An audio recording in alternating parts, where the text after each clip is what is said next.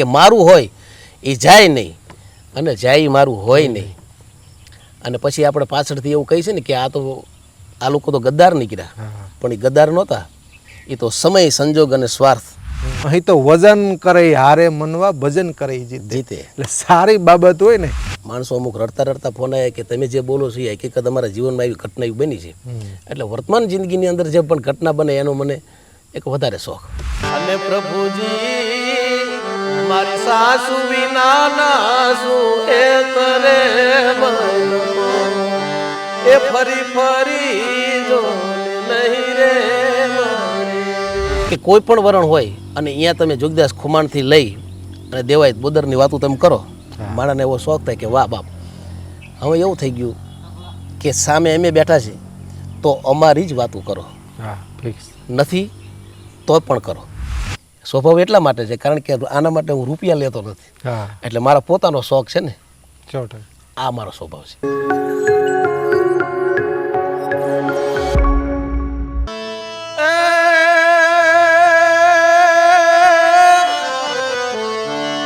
જ્યોતે પ્રણંબા જગદંબા યાધયંબા ઈશ્વરી એ વંદન જડુંબા ચંદબંબા તેજ તંબા તું ખડી અને હોતે યથા કંબીર હાકમ બજે ડાકમ બણી એ જગમાય પરચો દીઠો જાહેર રાસયાવણ રમણી એ મારા સયાવણ રમણી.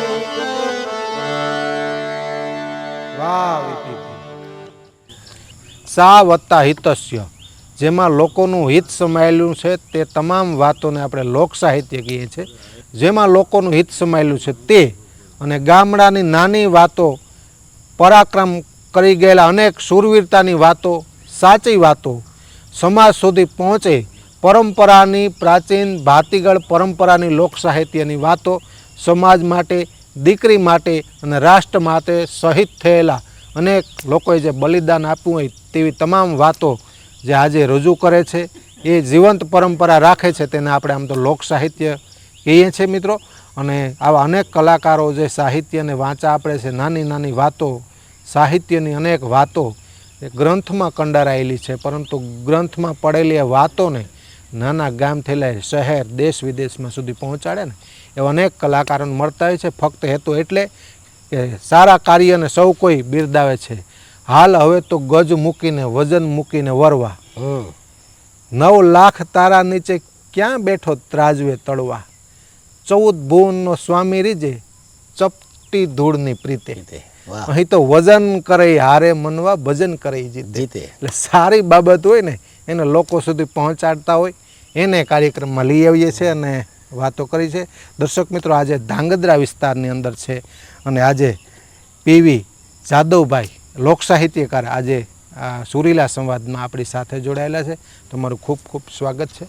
આનંદ એ વાતનો છે કે બીજા કાર્ય કરીને પણ જે સમય મળે છે, અમે પણ અનેક ક્ષેત્ર સાથે જોડાયેલા, પણ જે સમય ઈશ્વરનું કહે ને કે આ એક ભજન છે, ભજ ધાતુ ઉપરથી ઉતરે આવેલો શબ્દ, ઢોલ મંજીરા વગાડે ને એ ભજન કરી અલગ, પછી જે સમય મળે ને એનો સદુપયોગ કરો ને એને પણ ભજન કહેવાય. ભજ ધાતુ ઉપરથી ઉતરી આવેલો શબ્દ છે ભજન. અનેક રીતે થાય, કોઈ ગરીબ માણસો એની સેવા કરવી, કોઈ પણ રીતે અન્ન આપવું, રોટલો આપવો, આ પણ ભજન છે. તમે સાહિત્ય રૂપે તમારા મળેલા ટાઈમમાંથી, ક્ષેત્ર અલગ હોવા છતાં તમને જે સમય મળે છે એમાં સાહિત્યમાં સમય આપો છો, એ વાતનો ખૂબ રાજીપો છે. લાંબી વાત ન કરતા વચ્ચે વચ્ચે વાત કરતો રહી, દુહો હશે દુહોની યાદી કરાવી, છંદની યાદી કરાવતો રહી, પણ બેઝિક પરિચયથી શરૂઆત કરીએ. પહેલાં તો ખૂબ ખૂબ આભાર તમારો વિજયભાઈ. ધન્યવાદ. આમ તો ડીડી ભારતી તો આપણે જાણી ગુજરાત રાજ્યમાં તો છે, પણ દેશ વિદેશમાં જાણીતા, પણ એમની સાથે એક સામાન્યથી વિજયભાઈ જોટવા છે, એનો સામાન્યથી શબ્દ. અને વિજયભાઈ જોટવા કલાકાર તો બધા મોટાની સાથે તો એમના ઇન્ટરવ્યૂ લેતા જ હોય, અને કલાકાર વિશે જાણવા માટે બધા માણસો અંદરથી ઉત્સુકતા હોય. એ ઉત્સુકતા તમે બજારની અંદર લાવી અને જે માણસોને જે શોખ હોય કલાકારનો એ જાણવા માટે તમે આપો છો. પણ કલાકારની સાથે કોઈ અલગ વ્યક્તિત્વ ધરાવતા હોય, એ અલગ વ્યક્તિત્વ ધરાવતા લોકોને પણ તમે તમારી ચેનલ ઉપર લાવો છો, એ બહુ ખૂબ મહત્ત્વની વાત છે. અને મને લાવ્યા એના માટે હું તો એમ કહું તમારો ખૂબ ખૂબ આભાર. ધન્યવાદ. મારું મૂળ ગામ તો ધ્રાંગધ્રા તાલુકાનું રતનપર ગામ. અચ્છા. મારો જન્મ ત્યાં થયો, મારો અભ્યાસ 10 ધોરણ સુધી ત્યાં, અને બીજી મેં કોલેજને જે કર્યું એ બધું વઢવાણ જિલ્લાની અંદર, અને હાલ અત્યારે હું હળવદ તાલુકાની અંદર હળવદમાં જ રહું છું. બરાબર. પણ આનંદ એ વાતનો છે, અનેક નામાંકિત લોક સાહિત્યકારો સાથે સંવાદ કરીએ, મિત્રોને પ્રશ્ન થતો હોય, અનેક વિસ્તારમાં ન પણ ઓળખતા હોય, બધા જિલ્લામાં ન પણ ઓળખતા હોય, નવા સાહિત્યકારને લઈ આવ્યા. પણ અમારા માટે કંઈક નવીન હોય ને ત્યારે અહીંયા લાંબા થયા છો 400 કિલોમીટર. વાસ્તવિકતા રજૂ કરવી ને અત્યારે સાંપ્રત સમયમાં અઘરો પ્રશ્ન છે. જીવનના કડવા અનુભવો રજૂ કરવા અત્યારે અઘરું છે. સાંપ્રત પરિસ્થિતિ, આપના જીવનમાં વીતેલા એ સમયને રજૂ કરવો સાહિત્ય રૂપે અત્યારે કઠિનમાં કઠિન હોય તો આ છે. ખોટું રજૂ કરો તો એની વાહવાહી વધારે છે, એવું પણ બને. અમે અનુભવીએ ત્યાં સુધી તમારું જે સોશિયલ મીડિયાના સદુપયોગ કરી તમારા નિજાનંદમાં આ બેહૂબ અને સત્ય રજૂ કરો છો એ વાતનો ખૂબ રાજીપો છે. અને એ ખેંચાણને લીધે અહીંયા અમારે આવવાનું થયું છે. લાંબી વાત ન કરતા ફરી વાર મૂળ વાત ઉપર આવીએ. સાહિત્યનો લગાવ કઈ રીતે થયો? સાહિત્યનો લગાવ એવું છે વિજયભાઈ, આમ તો નાનપણથી હું એવી કાસ્ટમાંથી આવું છું કે મારા સગાવાલા કે અમારા કોઈ બળવાઓ કે કોઈ સાહિત્યના કોઈ ગાતા હોય એવું કંઈ ન હોય, કારણ કે હું એવી કાસ્ટમાંથી આવું છું, કારડિયા રાજપૂત છું. પણ સાહિત્યનો લગાવ સૌથી વધારે હોય તો ભીખુદાનભાઈ ગઢવી, અને બીજા નંબરે માયાભાઈ આહિર. આ બેને હું ખૂબ સાંભળતો. ગાડીમાં સાંભળવા, ગાડીની અંદર સાંભળું, વાડીએ હોય તો વાડીએ સાંભળું. આ બેને સાંભળી, ભાઈ બહેનની વાર્તા ભીખુદાનભાઈની હોય, પછી આપણે માયાભાઈની જે વાતું હોય એમના 2 પ્રકાર હોય. હાસ્યમાં આવી જાય એટલે આપણે એમ લાગે હાસ્ય કલાકાર તરીકે જ જોવા છે, અને જ્યારે એ કરુણતાની વાતો કરે ત્યારે માયાભાઈને આપણે એમ થાય કે લાવો કરુણતાથી સાંભળી. સૌથી વધારે આ 2 કલાકારને હું સાંભળતો, અને સાંભળતો શબ્દોનો મને નાનપણથી શોખ, એટલે માટે ધીરે ધીરે એમ કરતાં સ્ટેજ સુધી, ક્યારેક બહુ ઓછા સ્ટેજ ઉપરથી. પણ મારા જીવનનો એક નિયમ રહ્યો છે વિજયભાઈ, ઇતિહાસની વાતો તો તમામ કલાકારો કરે જ છે, અને બહુ મુરબ્બી સારા કલાકારો કરે છે. પણ મેં જીવનમાં જે વર્તમાન જિંદગીની અંદર જે પણ ઘટના બનતી હોય, મને સારું લાગે કે આ વર્તનમાં આ માણસો સારું કામ કરે છે. એ વર્તમાન જિંદગીની અંદર કોઈ પણ સેવા કરતા હોય, સારા કાર્ય કરતા હોય, એનું રજૂ કરવાનો મારો સૌથી વધારે શોખ રહ્યો છે. અને એ શોખ રહ્યો એ માણસો મને બિરદાવે છે. એનું કારણ છે કે વર્તમાન જિંદગીની અંદર જે માણસ જીવતા હોય ને એની વાતો કરવી, એ તમે હમણાં કીધું ને બહુ કઠિન છે અને બહુ અઘરું છે. કારણ કે હાલ જે માણસો હોય, જે પણ આપણા ઇતિહાસની અંદર થઈ ગયા હોય, એ જ્યારે હતા ત્યારે એની કિંમત નહોતી, નથી પછી એની કિંમત થઈ છે. એટલા માટે જે છે એની કિંમત વધારવા માટે મારા ખૂબ એક આવા પ્રયત્ન રહ્યા છે. પીઠ પાછળના ગાની વાતો પણ રજૂ કરો. હા, એમાં એવું છે, મારા જીવનમાં જે પણ ઘટના બની હોય એ ઘટના આપણે કોઈને કહેવાની નથી, અને એવો કોઈ દોષ નથી કે પંડ વિપતની વહમી વાતો કોઈ ફેરુને ભણાય, હેતુ હોય હૈયા કેરા જખમ જાણી જાય, એવા બહુ મિત્રો બહુ ઓછા હોય છે. તમારો કપાળની જે કરચલી અને ઉપરથી જે કપાળથી ઉપરથી ખબર પડી જાય કે તને કંઈક તકલીફ છે, એવા મિત્રો બહુ ઓછા છે અત્યારે દુનિયામાં. એટલે એવી વાતો મેં મારા સ્ટુડિયોની અંદરથી મારો જ્યારે ટાઈમ મળે, મારા બિઝનેસમાંથી મને જ્યારે ટાઈમ મળે. મૂળ બિઝનેસ કયો? મારો મૂળ બિઝનેસ તો આમ તો અત્યારે બિલ્ડિંગ લાઇનમાં છે. Building line? હા, મારો મૂળ ધંધો છે. પણ એમાંથી જ્યારે મને ટાઈમ મળે ત્યારે હું આવું કંઈક ને કંઈક મારા જીવનમાં બન્યું હોય કે માનો કે વિજયભાઈ મારા મિત્ર છે, જયમતભાઈ દવે મારા મિત્ર છે, એમની સાથે કોઈ પણ ઘટના બનતી હોય એટલે રજૂ ન કરતા હોય, પણ મારા સ્ટુડિયોમાંથી હું એટલા માટે રજૂ કરું કારણ કે કોઈ સામે પ્રેક્ષક નથી, પ્રેક્ષકની રજૂઆત નથી, આ તો મારી પોતાની રજૂઆત છે.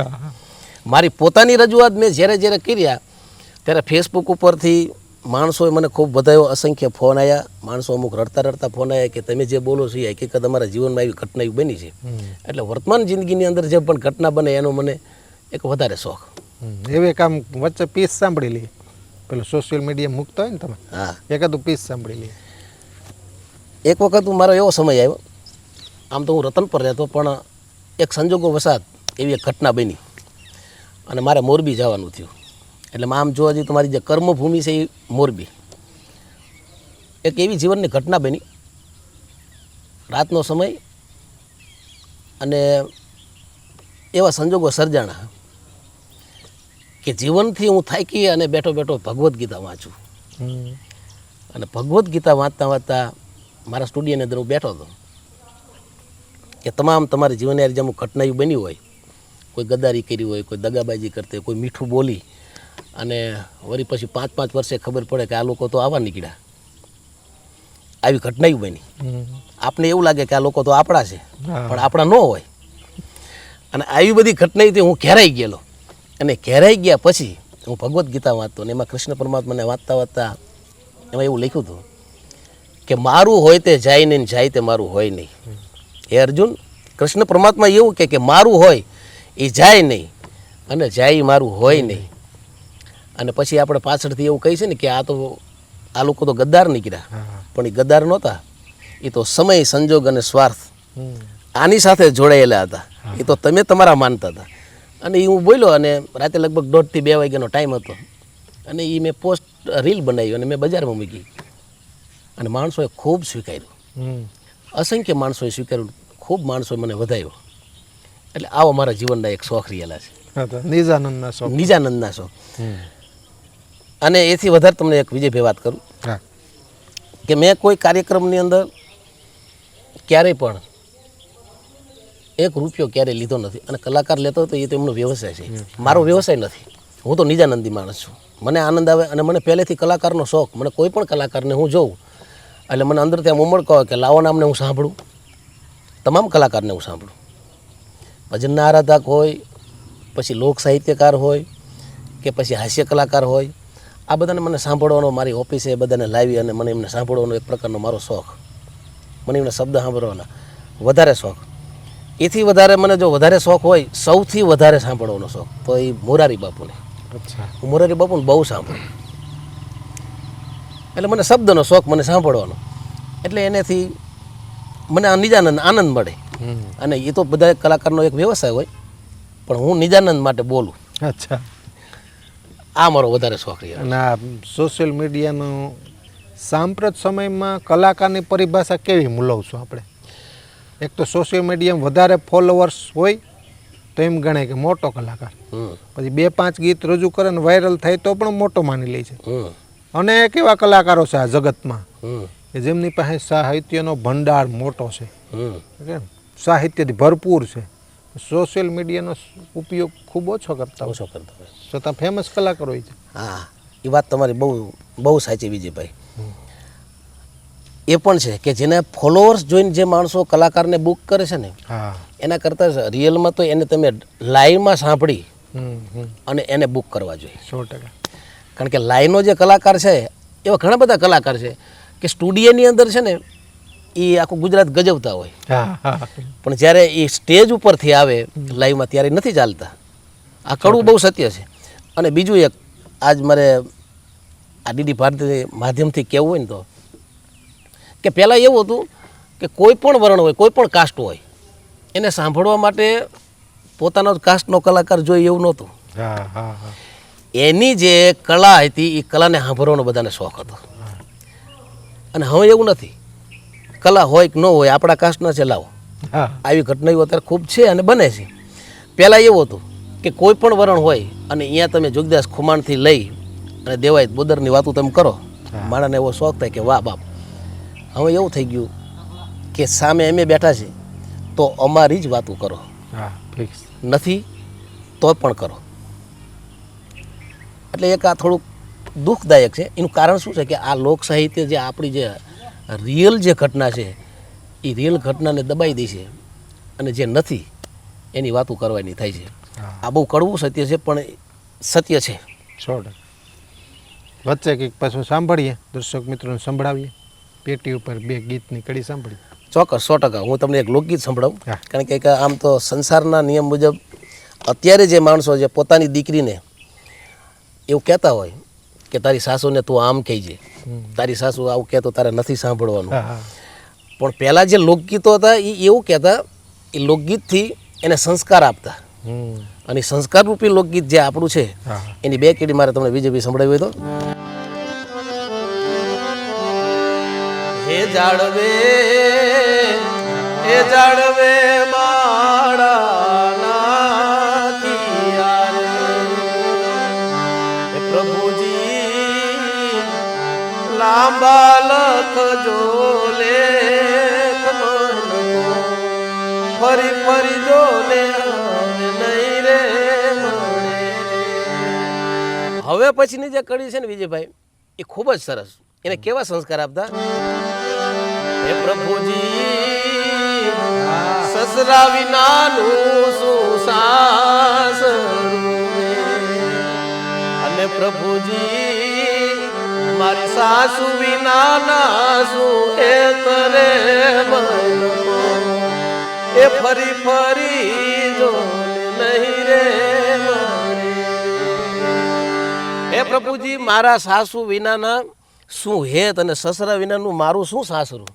અત્યારે જે બે માણસ ભેગા રહેતા હોય, બે પતિ પત્ની, અને પોતાના જે સાસુ સસરા હોય એને અનાથ આશ્રમમાં મોકલી દે. આ ગીત અહીંયા સૂચવે છે કે મને સાસુ વિના અને મારા સસરા વિના, મારા જેઠ વિના, મારા દેર વિના, મારા નણંદ વગરનું મને સાસરું ગમતું નથી. મારે તો એ જોઈએ છે. એટલે મૂળ વાત ત્યાં છે સંસ્કારની, આ લોકગીતની, કે તમને સંસ્કાર આપી દે. 100%. એટલે બહુ મહત્વનું છે. પણ બહુ આવા જે લોકગીતો છે ભીખુદાનભાઈએ તો ખૂબ ગાયા, માણસોએ વધાવ્યા, પણ આવા લોકગીત બહુ ઓછા સાંભળે છે. કારણ કે લોકગીતને તમે હમણાં જ કીધું ને કે સાહિત્યકારો બહુ ઓછા, સાચું કહેવાવાળા બહુ ઓછા. સાચું કહેવાવાળા કોણ? તો કે કોઈ નથી. જે તમને કહેવાનું હોય, જે તમને બોલાવતા હોય એને ફક્ત ને ફક્ત તમારે સારું લગાડવાનું હોય એવું બોલવાનું હોય છે. માણસો વધાવે છે અને ચાલે છે. આ પેટીનું સારી વગાડી લઉં છું. આમાં કંઈ ટ્રેનિંગ લીધેલી? પ્રશ્ન હતી નહીં. મેં હાર્મોનિયમમાં ક્યારેય મેં ટ્રેનિંગ લીધી નથી, પણ મને કાળી, એક કાળી, બે કાળી એવી કંઈ ખબર પડતી નહોતી. પણ અમારા આમ તો આખા ગુજરાતનું સારું એવું નામ છે હિંમતભાઈ દવે, એમની પાસે હું બે, અને આમાં મારા બિઝનેસ પાર્ટનર છે.